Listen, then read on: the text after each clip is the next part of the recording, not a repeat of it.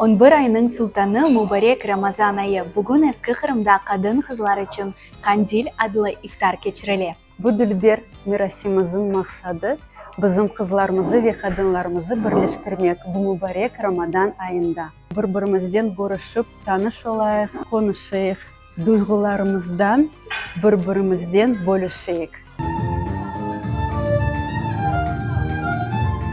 Мы провели встречу под девизом «Женщине нужна женщина», и женщинам нечего делить, но совершенно точно нам есть чем поделиться. Получить от этого огромнейшее человеческое удовольствие, наслаждение. Кажется, нам это удалось. В рамках моего тренинга самая главная задача была, несмотря на то, что нас было в зале более 80 человек, чтобы они говорили о том, что их волнует, что беспокоит, чтобы мы сделали осознанную, обдуманную коллективную молитву. Мы жили с Питашкой, и она для меня была таким авторитетом, что я с 11 лет держала ураза. Я помню, у нас маленькая школа, у нас там было где-то, детей, наверное, 250 максимально. И я одна единственная держала ураза на тот момент. И сейчас вот молодцы, у нас мои дети учатся в крымско-татарской школе, практически целыми классами держат.